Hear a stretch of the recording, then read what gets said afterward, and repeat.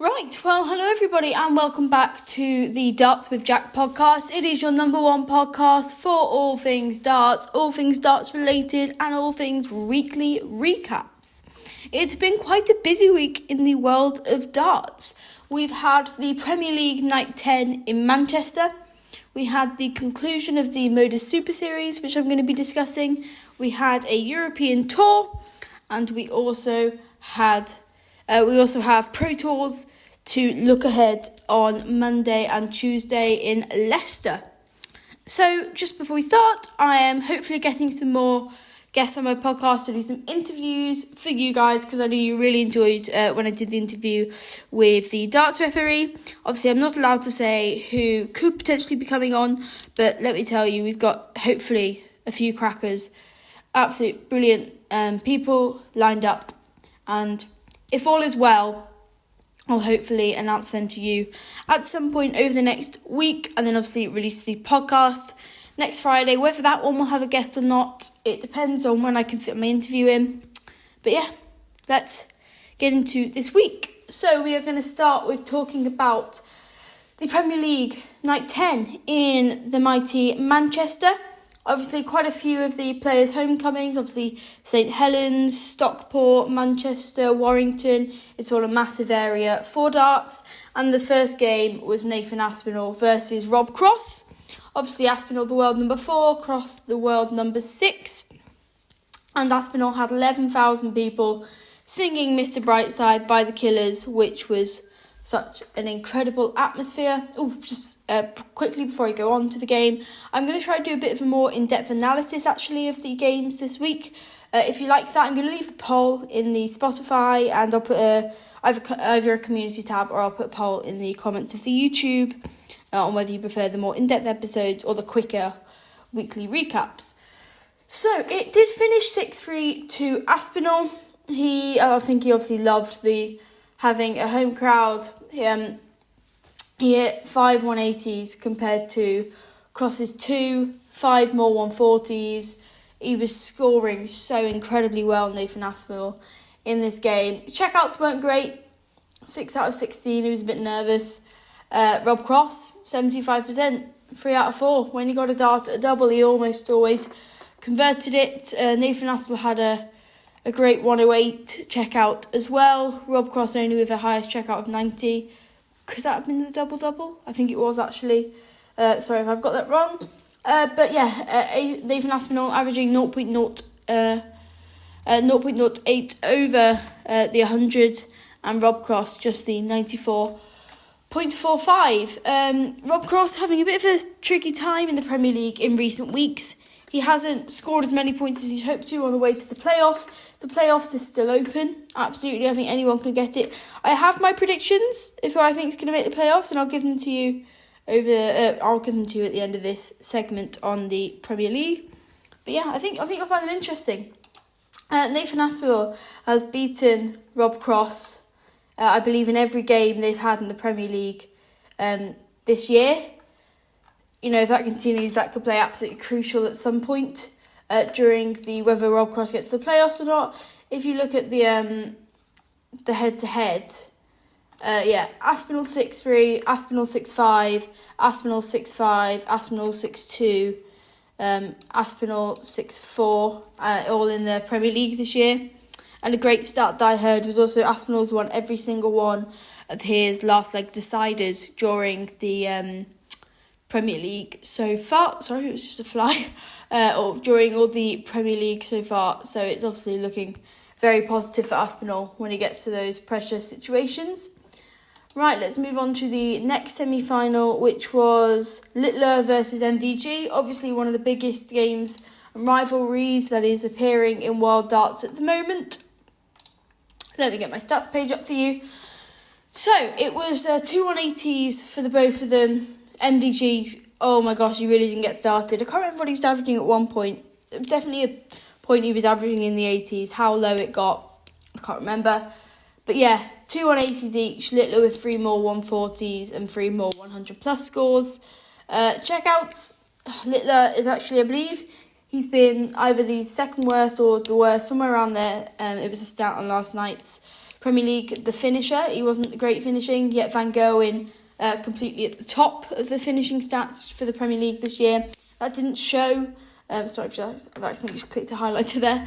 With Van Gerwen getting a third of his checkouts, converting a third of his darts at double. Littler almost half, 6 out of 13. Not 100 plus checkout in this game.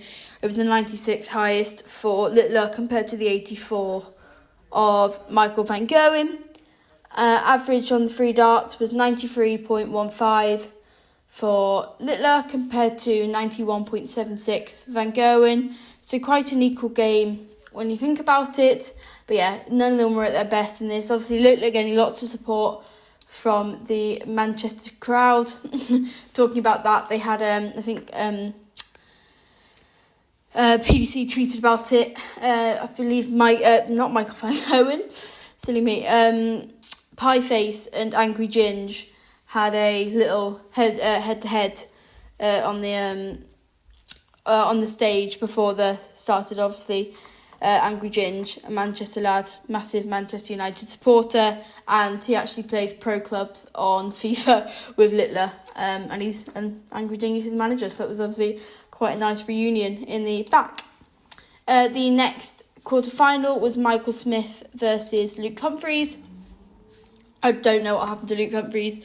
He played so good on the European tour. I'm going to talk about that later. Let's not spoil too much. But yeah, he didn't start well. He knows it. He was averaging low 80s to high 80s at one point. And then at the end, everyone was going, Luke, your average, it's not great.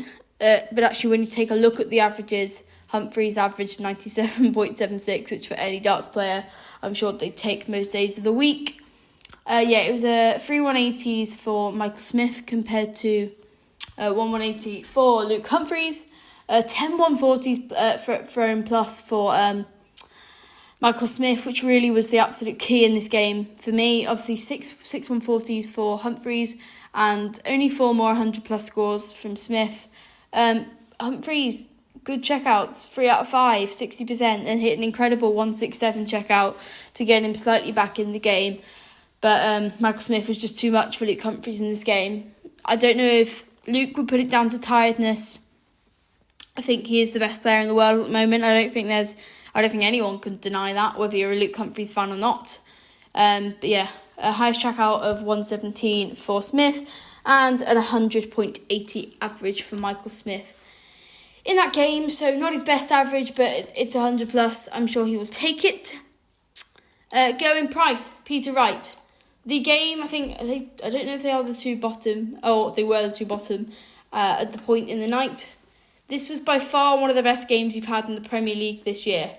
Peter Wright, before the game, was doing an interview with Abigail Davis, I believe. Sorry if I've got that wrong. When Abby asked him, what are your key aims for the Premier League now? He said, make the playoff, better haircuts, better shirts. I don't think you can beat Peter Wright's haircuts and shirts. But then he also said, I want a 110 plus average and a 9 darter. He was so close to the 110 plus average. He averaged, and I'm sure you won't believe this after Peter Wright's recent form, he averaged 109.52. Yeah, you did hear that right. I'm just going to get the stat that I've got up here. I'm going to go onto the incredible Twitter page. Let me see if I can find it. About Peter Wright. What darts is Peter Wright using now? Known as not Peter Wright on Twitter. And if you were wondering, Peter Wright was using the Red Dragon Velocities. And they obviously worked. I wonder if he'll stick to them. Yeah, 109.52 average for Peter Wright. 111 highest checkout, 100% on his doubles, 27 180s. Yeah, 27 180s would have been very good. Obviously, you didn't get that. It was 27 100 plus scores. I cannot get my words out. 12 140 plus scores and 5 180s for Peter Wright. Going price, 107.88. Still an absolutely incredible average for going price. Highest checkout of 115, 6 out of 8 on the doubles. They were all at their 100% of the doubles until the final leg or so. 20 100 plus scores for price. 9 140 plus and 4 180s for Price. Quite an evenly matched game when you look at it. And it wasn't Price's best leg of the night. I'm not going to spoil that, obviously. I'm sure if you're listening to this at this point, you know exactly what happened. But Price did hit a 9-darter later in the night. Right, obviously our quarterfinal. I cannot get my words out. The semi-final of the Premier League in Manchester last night was Littler 6, Aspinall 4. Once again, not a great game from both of them. Nathan Aspinall was absolutely devastated, and I think he can feel devastated because, it was his home one. He really wanted to get the win. He appeared on BBC Breakfast and actually hit 180, but it was 3 180s for both of them, 8 140s for both of them. 22 100 plus scores for Littler compared to the 25 100 plus scores for Aspinall. Checkouts, there was 4% in it. Highest checkout, Littler hit a 136, which was an absolute pivotal checkout. Aspinall, highest checkout of 89. There was really not much in this game. It could have absolutely gone either way. But if you look at the match, if you look at the head-to-head between the two of them, on the head-to-head, Littler beat him in Bahrain, obviously with the 9-darter in the first leg. Then after that it's gone Littler, Aspinall, Littler. So it's not the closest head-to-head between them, but the game was close. There's absolutely no doubt in that. Right, going Price 6, Michael Smith 3, a 9-darter for Gezi Price. It was not Smith's best game. Smith actually was clapping hilariously when Price hit the 9-darter. 102.88 average for going Price in this game. Highest checkout of 141, obviously. He went there 19s, then the 20s, which I was a bit surprised at. But, great from going Price. 60% on the checkouts. 22 100 plus scores, 12 140 plus scores and 5 180 plus scores, and that's what took Michael Smith down. Michael Smith only hitting 1 180, 7 140s plus and 17 100 pluses, 25% on the checkouts, and his highest checkout was tops, which obviously he will know is not great, with an average of only 91.21 for Michael Smith. And then obviously in the final it was Littler 3. I cannot get my words out today. Littler 6, going Price 3. The stats in this game, it wasn't the most equal-handed game. Yeah, so they actually had equal 180s, only a 2 for them both. 8 140s for Price compared to 9 from Littler. 22 100 plus compared to 16 from Price. Checkouts, Littler was the better on the checkout, 6 out of 14. Only 3 out of 10 for going Price. But there was no big checkouts at all. The highest checkout was 40. Littler, just under half a point, over that 100 plus average. And for Price, it was only a 93.07 checkout rate, which he will not be happy with. I'm just going to go in Price's Instagram post, actually, which I think was a bit shocking. I don't think many people expected it. Because I think Price will be annoyed with how he played. He was ecstatic with the 9-darter. Obviously, he hit those two 9-darters in Belfast a couple of years ago. And let me just get this search up from Going Price. Yeah, I don't think people were. This was the statement that he put out. If I can find it. Here we go. Gutted with tonight's ending. The final was spoilt before a dart was even thrown, but that's what happens. My game is in a great place. We move on. # changes needed. Great crowd and amazing atmosphere. Thanks, Manchester. It's a bit cryptic. I couldn't tell you exactly what that meant, but I think it's just a bit annoying for going Price. He really absolutely wanted to get this win over just get this nightly win in the Premier League. But yeah, he'll be disappointed with that. But I'm sure he won't row over it too much, as he's got multiple more opportunities to move on and get a win in the next couple of weeks. Obviously, there's still 6 or 7 nights left. He can still make the playoffs. My playoffs predictions, in no particular order, I think it'll be Luke Littler, Luke Humphreys, Michael Smith, and Nathan Aspinall. I don't think MVG will make it. I know it's a harsh opinion. I don't think you will. Sorry, Michael. I doubt you're listening to this podcast. If you are, hello, I think you'll make it. If you're not listening to the podcast, I don't think Michael van Gerwen will make it. But yes, that was my recap of the Premier League. As I say, more in depth. The podcast is going to be a bit longer this week, but let's move on to the European Tour last week. Right, so I'm just going to take a couple of points from round 1. Cameron Menzies 6, Dodeka 4. Dodeka missed a dart for a 9-darter. I almost screamed in the car when I was watching it. And Menzies obviously came back to win that one. Couple of good wins. Dobie 6-2 over Tingstrom. Did Dobie hit a 170? Check out in this. Was it this one he hit the 170 in?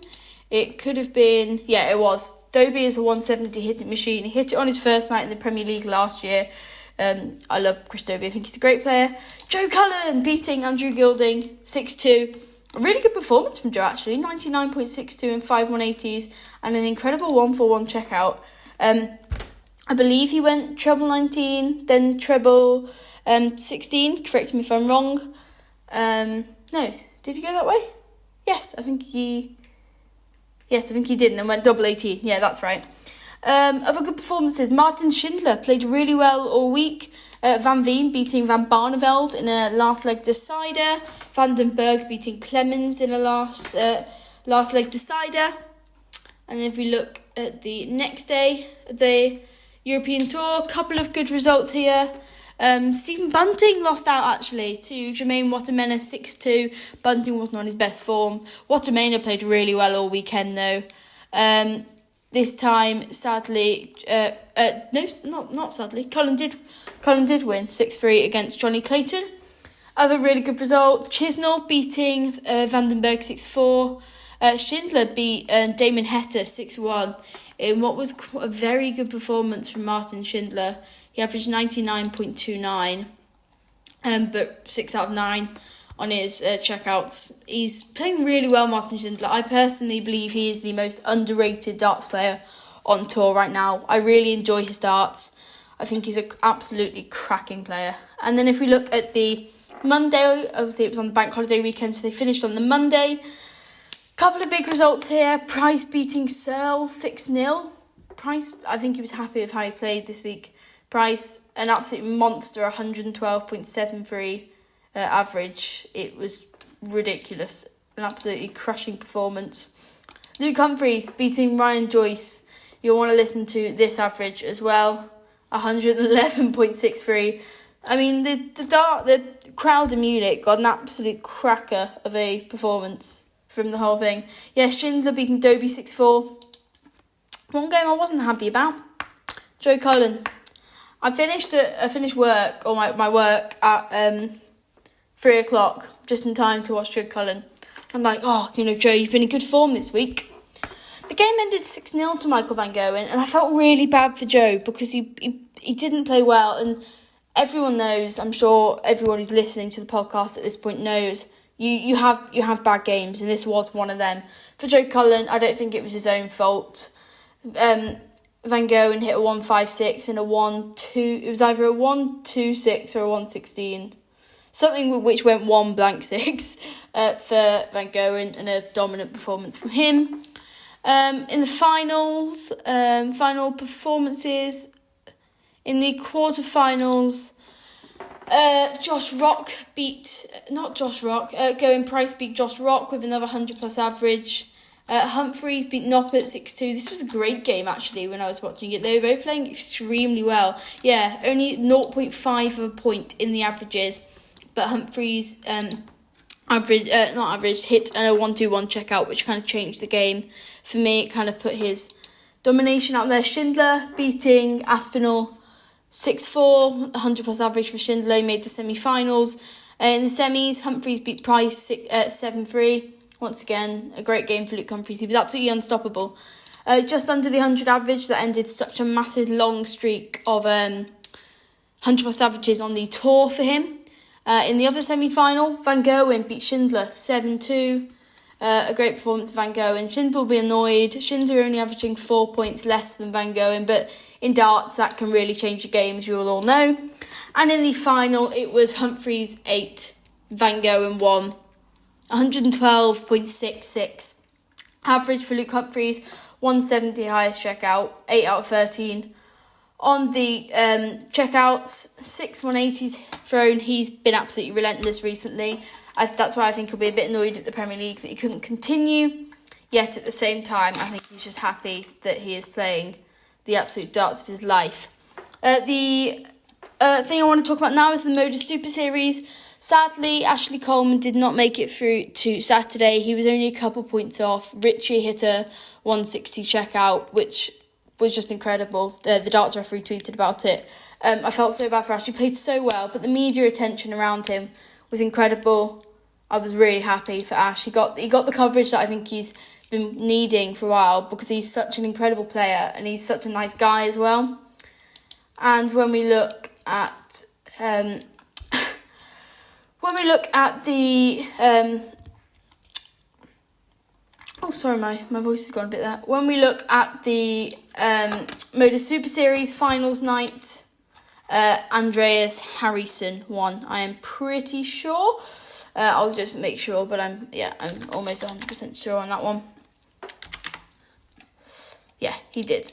So Andreas Harrison picking up the weekly win in that finals night for the Moda Super Series. Sorry, I'm talking really slowly and I don't know why.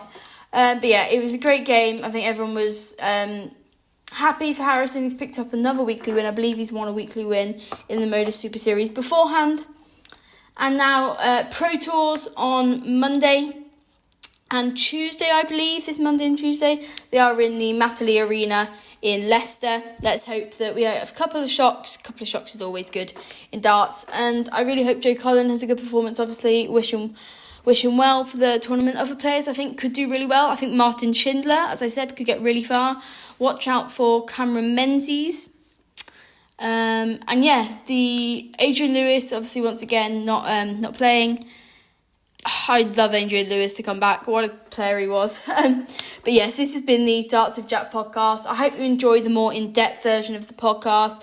I'm sorry that I've been a bit stumbling over my words. I don't know why. I think I just need a drink of water. But yeah, I hope you've enjoyed the podcast. I'll obviously leave all my links in the description, and I hope to see you in the next one. See you later.